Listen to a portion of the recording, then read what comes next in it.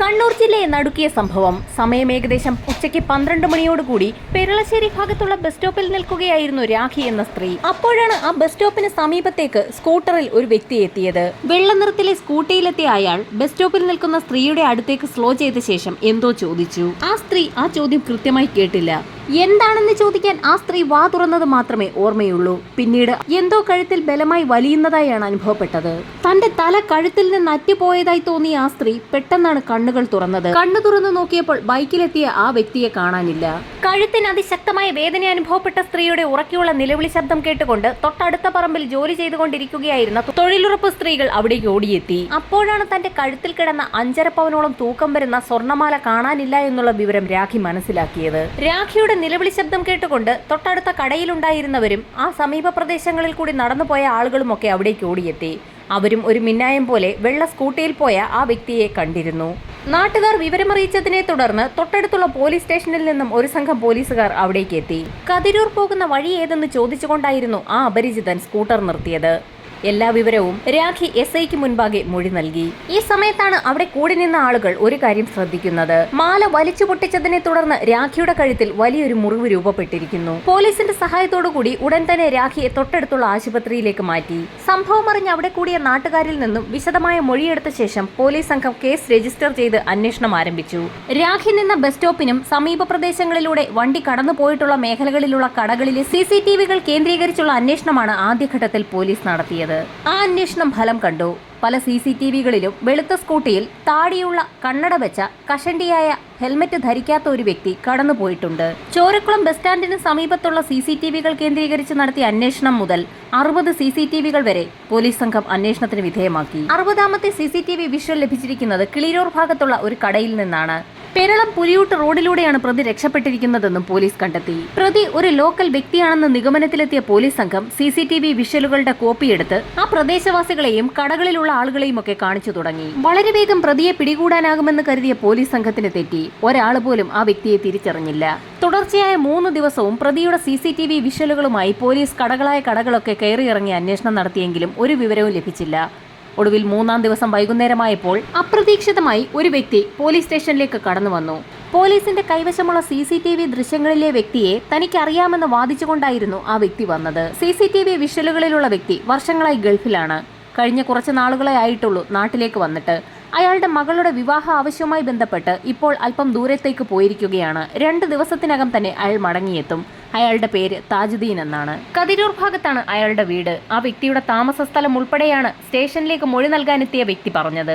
അങ്ങനെ തങ്ങൾ പ്രതിയെ പിടികൂടിയെന്ന് തന്നെ പോലീസ് ഉറച്ചു വിശ്വസിച്ചു. താജുദ്ദീനെ കുറിച്ച് വിശദമായി തന്നെ ഒരു അന്വേഷണം നടത്താൻ പോലീസ് തീരുമാനിച്ചു. അയാൾ 15 ദിവസത്തെ ലീവിനാണ് മകളുടെ കല്യാണത്തിന് ഗൾഫിൽ നിന്നും വന്നിരിക്കുന്നത്. വർഷങ്ങളായി ഗൾഫിൽ ജോലി ചെയ്യുന്ന ഒരു വ്യക്തി, അതും മകളുടെ കല്യാണത്തിന് 15 ദിവസത്തെ ലീവിൽ വന്നിരിക്കുന്ന ആൾ ഇത്തരത്തിലൊരു കാര്യത്തിന് മുതിരുമോ എന്നായിരുന്നു പോലീസിന്റെ സംശയം. അയൽവാസികളോടൊക്കെ മോഷണ വിവരം പറയാതെ തന്നെ താജുദ്ദീനെ കുറിച്ച് പോലീസുകാർ തിരക്കി തുടങ്ങി. വളരെ നല്ല അഭിപ്രായമായിരുന്നു അയൽവാസികൾക്കൊക്കെ താജുദ്ദീനെ കുറിച്ച് പറയാനുള്ളത്. താജുദ്ദീനെ പോലൊരാളെ മോഷണവുമായി കണക്ട് ചെയ്യാൻ പറ്റുന്ന യാതൊരുവിധ തെളിവുകളും പോലീസിന് നാട്ടുകാരെ ചോദ്യം ചെയ്തതിൽ നിന്ന് ലഭിച്ചില്ല. എന്നാൽ സ്റ്റേഷനിലെത്തി മൊഴി നൽകിയ വ്യക്തി പറഞ്ഞിരിക്കുന്നത് CCTV ദൃശ്യങ്ങളിലുള്ളത് താജുദ്ദീൻ തന്നെയാണെന്നാണ്. അങ്ങനെ പോലീസിനാകെ കൺഫ്യൂഷനായി. പോലീസിന്റെ അന്വേഷണം പുരോഗമിക്കുന്ന സാഹചര്യത്തിൽ നേരത്തെ സ്റ്റേഷനിലെത്തി താജുദ്ദീനെതിരെ മൊഴി നൽകിയ വ്യക്തി വീണ്ടും പോലീസ് സ്റ്റേഷനിലേക്ക് വിളിച്ചു. മകളുടെ വിവാഹവുമായി ബന്ധപ്പെട്ടാണ് താജുദ്ദീനും കുടുംബവും ദൂരെ ഒരു സ്ഥലത്തേക്ക് പോയിരിക്കുന്നത്. വിവാഹം കഴിഞ്ഞ് തൊട്ടടുത്ത ദിവസം തന്നെ താജുദ്ദീനും കുടുംബവും മടങ്ങിയെത്തും. ഇതായിരുന്നു അയാൾ പോലീസ് സ്റ്റേഷനിലേക്ക് വിളിച്ചറിയിച്ചത്. താജുദ്ദീനെ കൈയോടെ പിടികൂടുന്നതിനായി SI ബിജു സംഘവും വഴിയിൽ കാത്തുനിന്നു. താജുദ്ദീനെ പിടികൂടുന്നതിനായി ചെറിയ ചില നാടകീയ രംഗങ്ങൾ സൃഷ്ടിക്കാൻ SIയുടെ നേതൃത്വത്തിൽ പോലീസുകാർ തീരുമാനിച്ചു. ശക്തമായ മഴ പെയ്തുകൊണ്ടിരുന്ന ആ രാത്രിയിൽ പോലീസ് ജീപ്പ് ചെളിയിൽ പുതഞ്ഞുകിടക്കുന്നതായി SIയുടെ നേതൃത്വത്തിലുള്ള പോലീസ് സംഘം ഒരു സീൻ ക്രിയേറ്റ് ചെയ്തു. SI ബിജു അടങ്ങുന്ന സംഘം മറ്റൊരു പോലീസ് ജീപ്പിൽ തൊട്ടപ്പുറത്തായി താജുദ്ദീന്റെ വരവും കാത്തു കിടക്കുന്നുണ്ടായിരുന്നു. രാത്രി ഏകദേശം 12 മണിയോടുകൂടി താജുദ്ദീനും കുടുംബവും സഞ്ചരിച്ചിരുന്ന വാഹനം പോലീസ് ജീപ്പിന് സമീപത്തേക്ക് എത്തി. പോലീസ് ജീപ്പ് വഴിയരികിൽ പുതഞ്ഞു കിടക്കുന്നത് കണ്ടുകൊണ്ട് താജുദ്ദീന്റെ വാഹനം സമീപത്തേക്ക് ഒതുക്കി നിർത്തി. ആ സമയത്താണ് 2 പോലീസുകാർ തങ്ങളുടെ ജീപ്പ് ചെളിയിൽ പുതഞ്ഞുപോയെന്നും വാഹനത്തിൽ നിന്ന് ആരെങ്കിലും ഇറങ്ങി ഒന്ന് സഹായിക്കണമെന്നും അഭ്യർത്ഥിച്ചുകൊണ്ടെത്തുന്നത്. താജുദ്ദീന്റെ വാഹനത്തിൽ നിന്നും 2 ചെറുപ്പക്കാർ പുറത്തിറങ്ങി വാഹനം തള്ളാൻ സഹായിച്ചു. എന്നാൽ താജുദ്ദീൻ ഈ സമയത്ത് വണ്ടിയിൽ നിന്ന് പുറത്തിറങ്ങിയില്ല. താജുദ്ദീൻ വണ്ടിയിൽ തന്നെ ഇരിക്കുന്നത് കണ്ടുകൊണ്ട് ഒരു പോലീസുകാരൻ അയാളുടെ അടുത്തേക്ക് എത്തിയിട്ട് എന്തുകൊണ്ടാണ് വാഹനം തള്ളാൻ സഹായിക്കാത്തതെന്ന് ചോദിച്ചു. അതിന് വ്യക്തമായ മറുപടി താജുദ്ദീൻ ഉണ്ടായിരുന്നു. തനിക്ക് ഡിസ്കിന് കംപ്ലൈന്റ് ഉള്ളതിനാൽ കട്ടിയുള്ള ജോലികളൊന്നും ചെയ്യാൻ കഴിയാത്ത സാഹചര്യമുള്ളതുകൊണ്ടാണ് ജീപ്പ് തള്ളാൻ സഹായിക്കാത്തതെന്ന് അയാൾ പോലീസിനോട് പറഞ്ഞു. ഈ സമയത്താണ് താജുദ്ദീന്റെ ID കാർഡ് ഒന്ന് വേണമെന്ന് പോലീസുകാരൻ ആവശ്യപ്പെട്ടത്. താജുദ്ദീൻ ഉടൻ തന്നെ തന്റെ പേഴ്സിൽ നിന്നും ID കാർഡ് എടുത്ത് പോലീസുകാരന് കൈമാറി. അയാൾ ആ ID കാർഡുമായി SI ബിജുവിന്റെ അടുത്തേക്ക് എത്തി. ബിജുവിന്റെ നിർദ്ദേശം കിട്ടിയതും 2 ജീപ്പുകളിൽ നിന്നും 8ഓളം പോലീസുകാർ പൊടുന്നനെയായിരുന്നു താജുദ്ദീനെ വളഞ്ഞത്. എന്താണ് സംഭവിക്കുന്നതെന്ന് മനസ്സിലാകാതെ താജുദ്ദീൻ അപ്പോഴും അമ്പരന്ന് നിൽക്കുകയായിരുന്നു. താജുദ്ദീന് സമീപത്തേക്ക് എത്തിയ SI ബിജു അയാളോട് കാര്യങ്ങൾ തുറന്നു പറഞ്ഞു. ഏതാനും ദിവസങ്ങൾക്ക് മുൻപ് ചോരക്കുളം ബസ് സ്റ്റാൻഡിൽ നിന്നിരുന്ന രാഖി എന്ന സ്ത്രീയുടെ 5.5 പവനോളം തൂക്കം വരുന്ന മാല താജുദ്ദീൻ സ്കൂട്ടറിലെത്തി പൊട്ടിച്ച് കടന്നു കളഞ്ഞു എന്നൊരു കംപ്ലൈന്റ് കിട്ടിയിട്ടുണ്ടെന്നായിരുന്നു SI പറഞ്ഞത്. അത് കേട്ട താജുദ്ദീൻ അക്ഷരാർത്ഥത്തിൽ നടുങ്ങിപ്പോയി. തനിക്കൊന്നും അറിയില്ല എന്ന് അയാൾ പോലീസിനോട് ആവർത്തിച്ചു പറഞ്ഞു. അപ്പോഴേക്കും വാഹനത്തിലുണ്ടായിരുന്ന താജുദ്ദീന്റെ ഭാര്യയും 2 ആൺമക്കളും അവിടേക്ക് ഓടിയെത്തി. തന്റെ ഭർത്താവ് ഒരിക്കലും അങ്ങനെയൊന്നും ചെയ്യില്ല എന്ന് ആ സ്ത്രീ ആവർത്തിച്ചു പറഞ്ഞു. എന്നാൽ പോലീസുകാർ അവർക്ക് കൈവശമുണ്ടായിരുന്ന CCTV ദൃശ്യങ്ങൾ ആ സ്ത്രീയെ കാണിച്ചു കൊടുത്തു. വളരെ അമ്പരപ്പോടുകൂടിയായിരുന്നു അവർ ആ ദൃശ്യങ്ങൾ കണ്ടത്. കൂടുതൽ എന്തെങ്കിലും പറയാൻ കഴിയും മുമ്പ് തന്നെ SI സംഘവും താജുദ്ദീനെ പോലീസ് ജീപ്പിലേക്ക് കയറ്റിയിരുന്നു. നേരം അർദ്ധരാത്രി പിന്നിട്ടതിനാൽ തൊട്ടടുത്ത ദിവസമാണ് ചോദ്യം ചെയ്യൽ ആരംഭിച്ചത്. ചോദ്യം ചെയ്യൽ പൂർത്തിയാക്കിയ ശേഷം താജുദ്ദീനുമായി തെളിവെടുപ്പിനായി അയാളുടെ വീട്ടിലേക്ക് എത്തി. വീടിനുള്ളിൽ തിരച്ചിൽ നടത്തിയ SI സംഘവും ഒരു റിസ്റ്റ് വാച്ചും 56,000 രൂപയും ഒരു ഷർട്ടും തെളിവായി ആ വീട്ടിൽ നിന്ന് ശേഖരിച്ചു.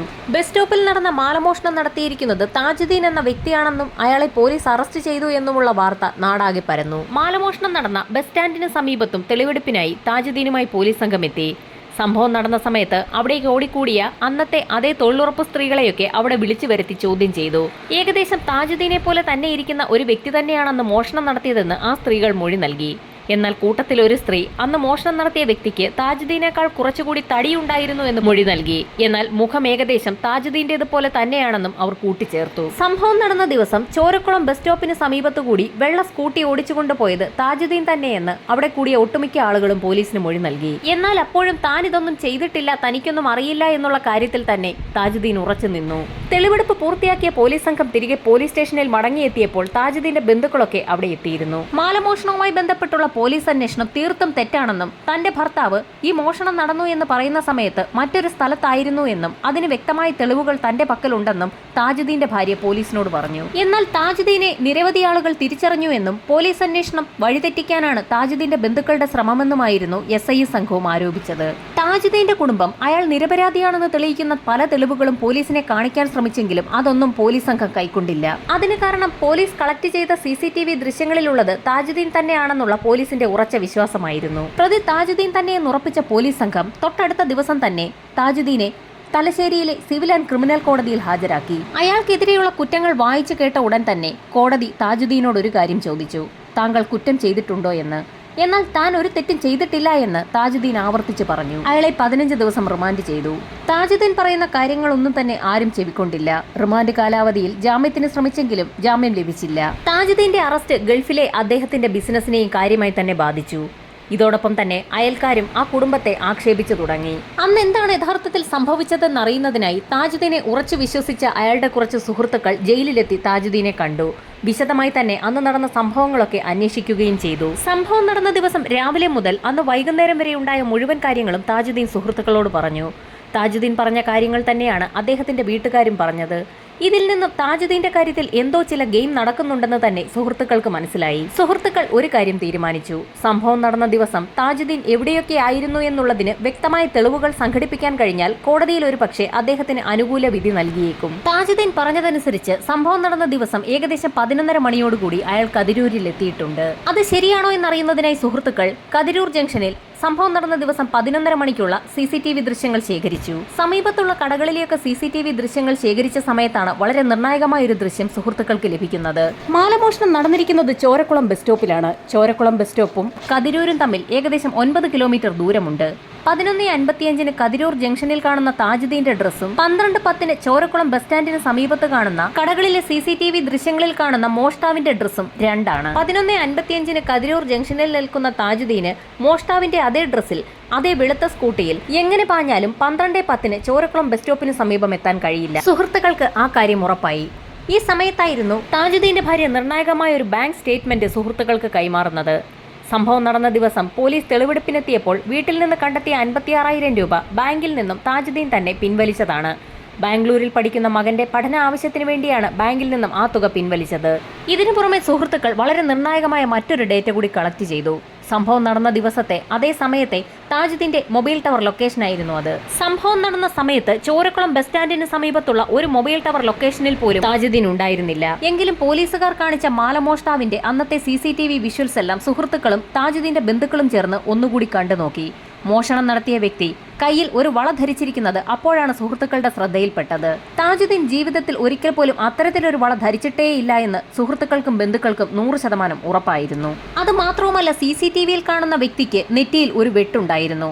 താജുദ്ദീന്റെ നെറ്റിയിൽ അങ്ങനെ ഒരു വെട്ടില്ല എന്നും അവർക്ക് വ്യക്തമായി. അതുമാത്രവുമല്ല, വളരെ നിർണായകമായ മറ്റൊരു കാര്യം, അങ്ങനെ ഒരു വെളുത്ത സ്കൂട്ടി താജുദ്ദീൻ ഇല്ല എന്നുള്ളതായിരുന്നു. എന്നാൽ കേസ് അന്വേഷണം നടത്തിയ പോലീസ് ആകട്ടെ അങ്ങനെ ഒരു വെള്ള സ്കൂട്ടി കണ്ടെത്തിയിട്ടുമില്ല.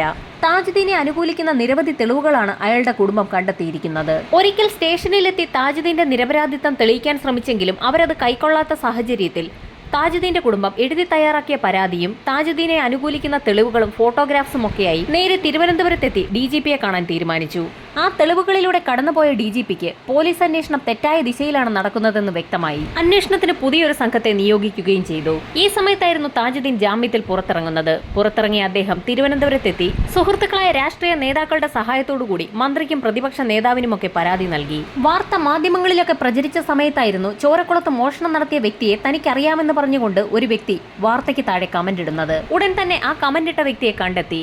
അയാളുമായി സംസാരിച്ചപ്പോൾ ചോരക്കുളത്ത് അന്ന് മോഷണം നടത്തിയ വ്യക്തി മാഹിയിലുള്ള ശരത് വത്സൻ എന്നൊരാളാണെന്ന് മനസ്സിലായി. തുടർന്ന് നടത്തിയ അന്വേഷണത്തിൽ ശരത് വത്സൻ എന്ന വ്യക്തി ഒരു ക്യാമറ മോഷ്ടിച്ച് മറച്ചുവിറ്റ കേസിൽ കോഴിക്കോട് ജയിലിലാണെന്നും വ്യക്തമായി. ഡിവൈഎസ്പിയുടെ നേതൃത്വത്തിൽ തുടരന്വേഷണം ആരംഭിച്ചു. കോഴിക്കോട് ജയിലിലുള്ള ശരത് വത്സൻ എന്ന വ്യക്തി തന്നെയാണ് മോഷണം നടത്തിയതെന്ന് തെളിയിക്കുന്നതിനായി സംഭവം നടന്ന ദിവസം അയാളുടെ മൊബൈൽ ടവർ ലൊക്കേഷൻ ഏത് ഭാഗത്തായിരുന്നു എന്നൊരു അന്വേഷണം നടത്താൻ പോലീസ് തീരുമാനിച്ചു. തീർത്തും ആശ്വാസകരമായ ഒരു റിപ്പോർട്ടായിരുന്നു സൈബർ സെല്ലിന്റെ ഭാഗത്തു നിന്നും പുറത്തു വന്നത്. സംഭവം നടന്ന ദിവസം ശരത് വത്സൻ എന്ന വ്യക്തി ചോരക്കുളം ബസ് സ്റ്റാൻഡിന് സമീപത്തും അതോടൊപ്പം തന്നെ കതിരൂർ ഭാഗത്തും ഉണ്ടായിരുന്നു എന്ന് തെളിയിക്കുന്നതിനുള്ള നിർണായകമായ മൊബൈൽ ടവർ ലൊക്കേഷൻ രേഖകളാണ് പോലീസിന് ലഭിച്ചത്. കോഴിക്കോട് ജയിലിൽ കഴിയുന്ന ശരത് വത്സനെ കോടതിയിൽ പ്രത്യേക പെറ്റീഷൻ കൊടുത്ത് 5 ദിവസത്തേക്ക് കസ്റ്റഡിയിൽ വാങ്ങി. ചോദ്യം ചെയ്യലിൽ താൻ തന്നെയാണ് മാലമോഷണം നടത്തിയതെന്നും എന്നാൽ അത് വിൽക്കാൻ കഴിഞ്ഞില്ല എന്നും അത് തന്റെ വീട്ടിലുണ്ടെന്നും ശരത് വത്സൻ വ്യക്തമാക്കി. മോഷ്ടിച്ച മാല വിൽക്കുന്നതിന് മുൻപ് തന്നെ മറ്റൊരു കേസിൽപ്പെട്ട് അയാൾ ജയിലിലാവുകയായിരുന്നു. ശരത്തിന്റെ മൊഴിയെടുത്ത പോലീസ് സംഘം അയാളുടെ വീട്ടിലെത്തി ആ മാല വീട്ടിൽ നിന്ന് കണ്ടെത്തുകയും ചെയ്തു. തെളിവെടുപ്പ് പൂർത്തിയാക്കിയ ശേഷം ശരത് വത്സനെ ജയിലിലേക്ക് അയച്ചു. ഇതോടൊപ്പം തന്നെ നിരപരാധിയായ താജുദ്ദീനെതിരെ എഴുതി ചേർത്ത FIR റദ്ദ് ചെയ്യാൻ ഉത്തരവിടുകയും ചെയ്തു. കൃത്യമായി കാര്യങ്ങൾ അന്വേഷിക്കാതെ നിരപരാധിയായ ഒരു വ്യക്തിയെ പ്രതിയാക്കിയ SI ബിജുവിന് ട്രാഫിക്കിലേക്ക് സ്ഥലമാറ്റം നൽകുകയും അയാളുടെ 3 വർഷത്തെ ഇൻക്രിമെന്റ് തടഞ്ഞു വെക്കുകയും ചെയ്തു. SI ബിജുവിന് സംഘത്തിനുമെതിരെ താജുദ്ദീൻ സിവിൽ കോടതിയിൽ ഒരു കേസ് ഫയൽ ചെയ്തു. 1.5 കോടി രൂപ നഷ്ടപരിഹാരമായി വേണമെന്ന് കാണിച്ചുകൊണ്ടായിരുന്നു കേസ് നൽകിയത്. കേസ് നൽകിയ ശേഷം തിരികെ ഖത്തറിലേക്ക് പോയ താജുദ്ദീനെ അവിടെ കാത്തിരുന്നത് ജയിൽവാസമാണ്. താജുദ്ദീൻ ഒരു ചെക്ക് നൽകിയ ശേഷമായിരുന്നു നാട്ടിലേക്ക് വന്നത്. 15 ദിവസത്തെ അവധിക്ക് മകളുടെ കല്യാണം കൂടാനായി നാട്ടിലേക്ക് വന്ന താജുദ്ദീന് ജയിലിൽ കഴിയേണ്ടി വന്ന സാഹചര്യത്തിൽ കൃത്യമായി പണമിടപാട് നടത്താൻ കഴിയാതെ വന്ന സാഹചര്യത്തിൽ ചെക്ക് മടങ്ങിയതിനെ തുടർന്നായിരുന്നു അയാൾക്ക് ജയിലിൽ കഴിയേണ്ടി വന്നത്. ചെക്ക് മടങ്ങിയതിന്റെ പേരിൽ 25 ദിവസമാണ് താജുദ്ദീന് ഖത്തർ ജയിലിൽ കഴിയേണ്ടി വന്നത്. 15 ദിവസത്തെ അവധിക്ക് നാട്ടിലേക്ക് വന്ന താജുദ്ദീന് അപ്രതീക്ഷിതമായിരുന്നു മാലമോഷണ കേസിൽ നാട്ടിലെ ജയിലിൽ കഴിയേണ്ടി വന്നത്. അതുകൊണ്ട് തന്നെയായിരുന്നു അയാൾക്ക് കൃത്യമായി തിരിച്ചു പോകാൻ കഴിയാഞ്ഞതും ബാങ്ക് ഇടപാടുകൾ നടത്താൻ കഴിയാതെ ചെക്ക് മടങ്ങി വിദേശത്തെ ജയിലിലും കഴിയേണ്ടി വന്നത്. കേസ് അന്വേഷണം കൃത്യമായ രീതിയിൽ നടന്നിരുന്നുവെങ്കിൽ താജുദ്ദീൻ എന്നൊരു പാവം മനുഷ്യന് ഇത്തരത്തിലൊരു വിധി നേരിടേണ്ടി വരികയില്ലായിരുന്നു.